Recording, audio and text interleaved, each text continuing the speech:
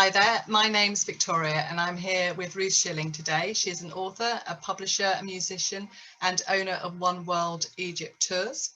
And we're here wonderfully because as a consequence of our experience with Tony Robbins and UPV, and Sarah setting up the Say Yes Writers group, and also Jan connecting us on the Facebook page so that we were actually able to sit here with you today and address some of the questions that came up on the Facebook page about how to get started on writing your own book.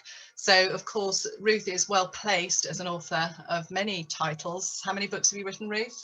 12 to actually sort of guide you, or at least sort of get your momentum going about how to actually start writing a book. And that's really all we're going to address today, just sort of a bite-sized conversation about how to get started. So Ruth, do introduce yourself and perhaps. Okay, well, I'm just absolutely delighted to do this, and I hope that it will encourage all of you to do your part to share what you know and what you have to give to the rest of the world, making it available as a print book or an ebook or both. I hope I can encourage you to do that, okay? Well, that's it. So to do that, I mean, I think I've been looking through the Facebook questions, and the sorts of things I saw coming up were people saying they're kicking around an idea in their head, they've got a novel in their head, they just don't know where to start. Sitting on ideas, they're the sort of quotes I pulled out of the things people have been saying. So what would you suggest? How would you get people started? Great. That's a great question. And I did think about, as we were talking about doing this, and I actually, for those of you who participated in the UPW, you will recognize some of these from what we learned from Tony. Okay. So I put it together. Now, first of all, if you're watching this as a video, I would suggest that you get yourself a paper and pencil or pen or something to write with. Just pause the video and go and get something, because this is about writing, right? So we should be doing it, right? Not just talking about it. We're going to do it. All right. So pause the video, get yourself a pen and paper, and then we'll start. Okay. So welcome back. So I've cut it down into the why, who, how, when, and what. Okay. So the important thing, you probably remember Tony talking about the why, how important it is to have our why. Okay, so I have a couple of little questions here for you to write an answer to. And the answer should be like one sentence. Okay, try to just nail it. And again, you can pause the video. Okay, so the first thing is write a one sentence that describes your life now. Just some way that you would describe your life. And remember, this is just to get things rolling. It's not something a be all and end all. You can change it later, but write something that describes your life now.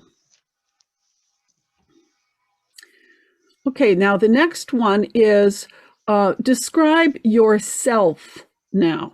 If you were going to write like a one sentence description of yourself, what would you write? And again, it can be flexible. Okay. And the third one is, what would you say is your general mood of how you feel inside? Some people tend to feel inside, they might feel kind of put upon, like people aren't giving me what I deserve, or they might feel inside that they end up coming up short, or maybe they feel like, whatever happens, they're kind of easygoing or whatever. But just write something about one sentence about how, in general, you find yourself often feeling inside yourself.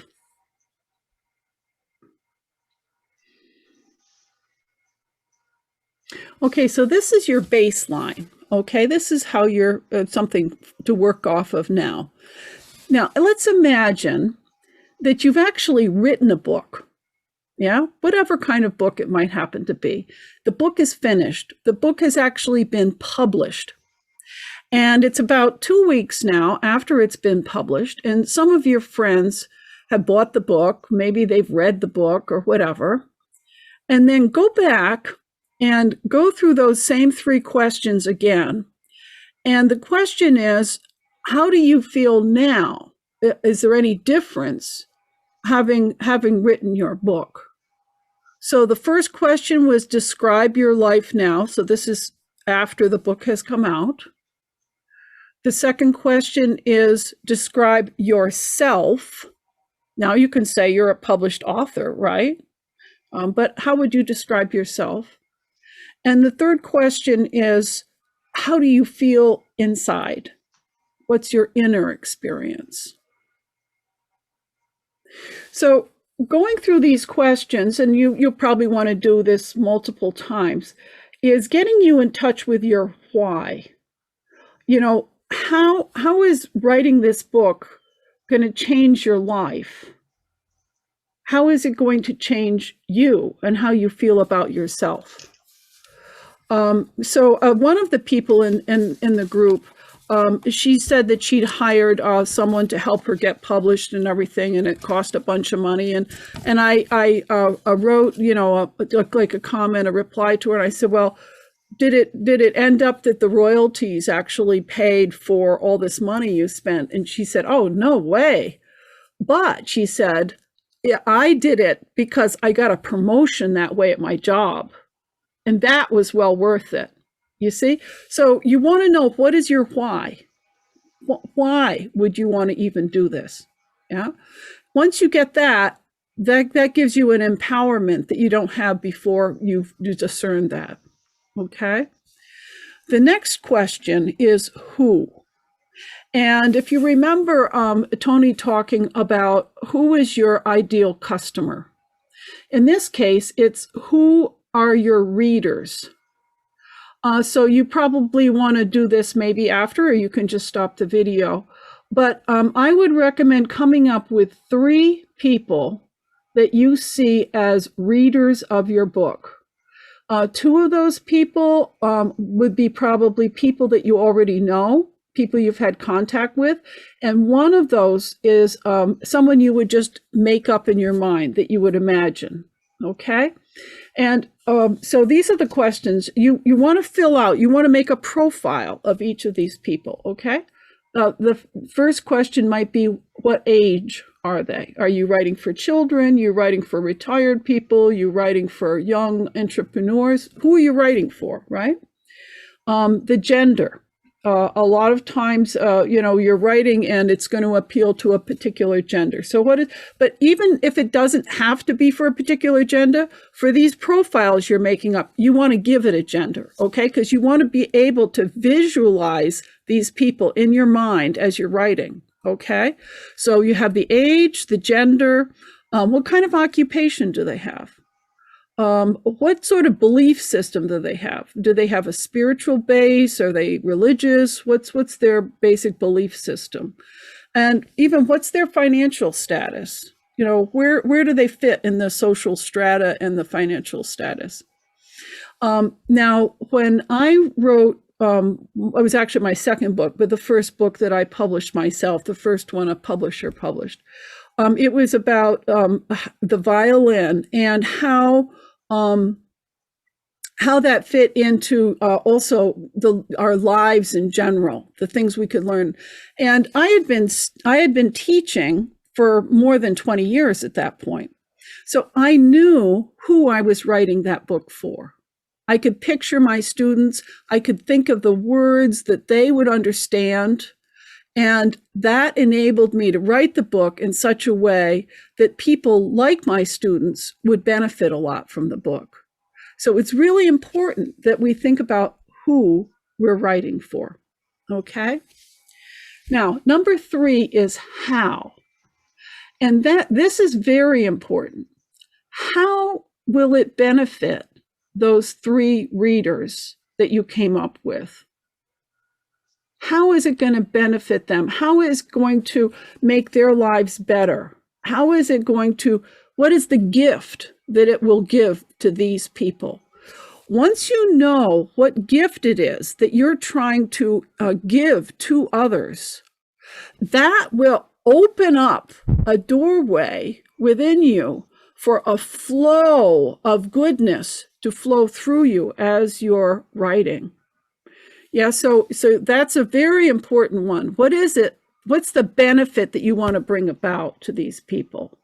Maybe you want to help them be more empowered, or maybe you want them to have the wisdom that you gained in a particular situation. But what is the benefit?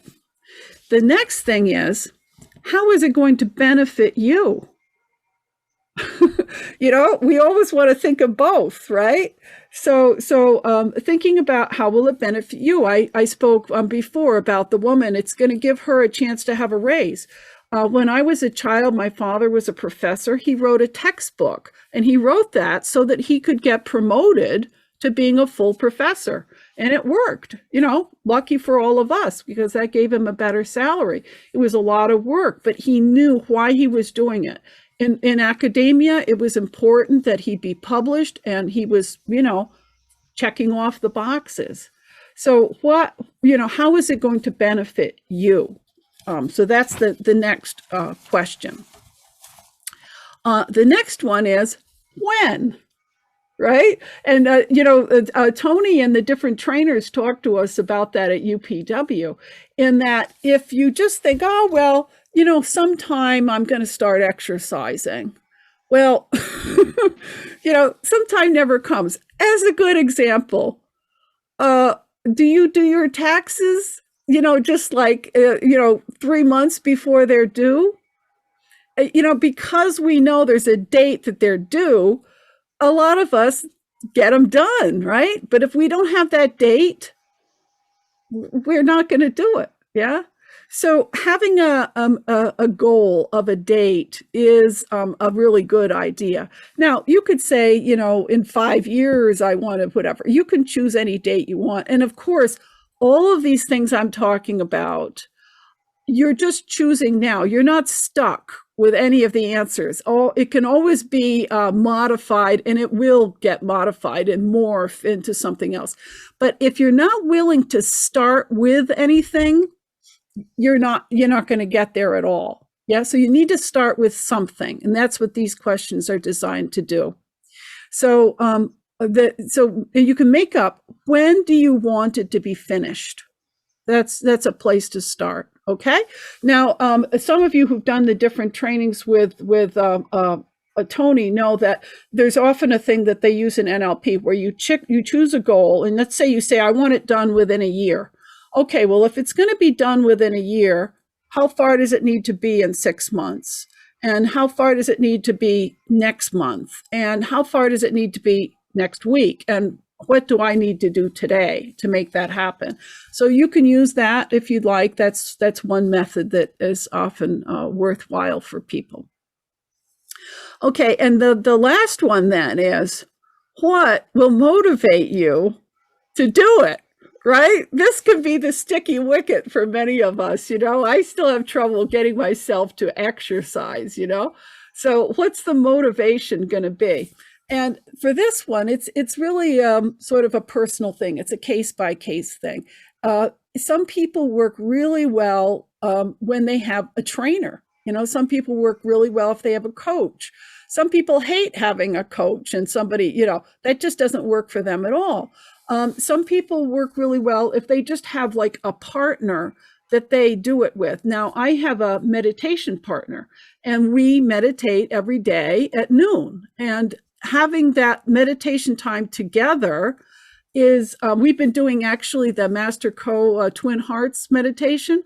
And it's really, I meditated myself, but I've found that meditating with another person, it brings me benefits that I didn't get by just doing it myself. So maybe you have a writing partner, and you write and you share with that person, or you can join a writing group. There are many writing groups where the facilitator gives you a prompt and everybody writes it. Well, a friend of mine is in a group like that. if that's what's going to do it for you, a lot of people they go to groups where people read books together and stuff, and that helps them to read the book, So if that's going to work for you, do that. But think about what will motivate you, what will make a difference for you enough that you will do it. Okay? And then here's the question. I asked you at the beginning to write answers to these. Did you do it? If you didn't, why not? Right? I think you're going to hold us to account, Ruth, aren't you? So anyway, those are the things that I came up with that I thought might be helpful to people. And it's a pretty simple little formula there. It is simple, but actually it far exceeds anything I was expecting to hear, to be honest. I mean, I've never written a novel. I've never written a self-help book. Who knows? Maybe I will one day. But I didn't, I think that's a fabulous place to start with just those questions. Going back to sort of who, how, when, and why you're going to write it. So I think that's a great place to start. I think you've hopefully given everyone a bit of momentum to actually sort of start there, and then hopefully we can move on and sort of find out a little bit more. Shall we just let us know, Ruth, how has writing benefited you? Oh, well, I mean, you should see in my bedroom, there's a shelf full of journals, and I mentioned how some people do really well with a trainer or a coach or, a therapist or whatever. And I don't, really? So actually for me, for many, many years, writing was my therapy. Yeah. I would write out my feelings, and what I would find is, let's say somebody said something that was hurtful. Okay. You go about your day and it keeps coming back to you, and you try to rationalize it and it keeps coming back again and again. And, what I found was, if I sat down and I just wrote out without any, editing at all, just write it out, how I feel, how wrong the other person was for insulting me like that or whatever, just let it flow. What would happen is that it stopped that continual thing, because it had happened, it had been expressed. There's a basic idea in the spiritual path, and that is that everything is born into life to express itself, whether it's a flower or a tree or anything. Yeah. And so when we have an idea or an emotion, it needs to flower. Yeah. And so by writing out my feelings, my reactions, even if they were, quote, wrong, I'm not supposed to feel that way or whatever, by allowing myself just to write those out, it would allow that expression to come about. And then that would put me in a situation where the guidance of all the loving beings that are around all of us could begin to come to me as little ideas or inspirations. And I, once it was out there, then I would think, well, I wonder about, and then suddenly I would be moving on with it. And so that was how it started out when I was like a teenager, in my early 20s, things like that. And did you tend to start knowing what you were going to write about and stick with that topic, or did you find that changed as you went along? Well, were you very clear on what you were for that kind of emotional stuff, it was pretty obvious what my topic was, so to speak. But then what would happen is I started going into dialoguing, and I'm writing about that in this next book, and that I would let a part of myself ask a question, and then I would try to write as truthfully, uncensored, an answer to that question. And then I would go back and forth. So that's why I said I was sort of my own little therapist, Yeah. And that's been extremely helpful. And then as far as the actual writing for the books, that's a little different in that, I'm a teacher. I'm just sort of, that's my natural vibration or whatever. And so I have all this stuff I've learned and I want to share it with people, you know? So that was my motivation always. I mean, with this, I'll just give a short little story and then we're just about at time here.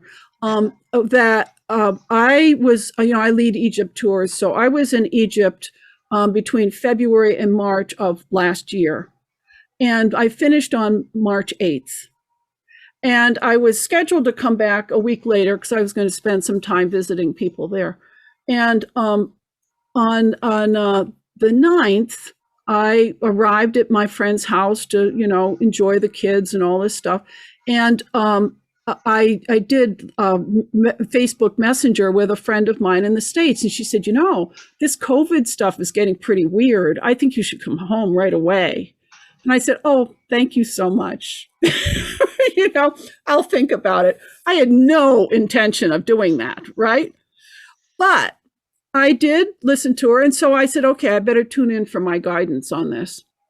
Well, I tuned in and I got the idea, well, why don't you just see, whether the flights or, whether you could change, whether you're able. And I saw this, I think I opened my email and it said, Lufthansa is letting people change their flights for free, without a penalty. And I thought, oh, well, So within about 1 hour, I had changed my flight rather than leaving on Saturday to leave Wednesday morning at 3 a.m. By 5 p.m. that day, because, I'm flying this way, I was in Boston, USA. At 6 p.m., they closed the borders. Goodness. Okay.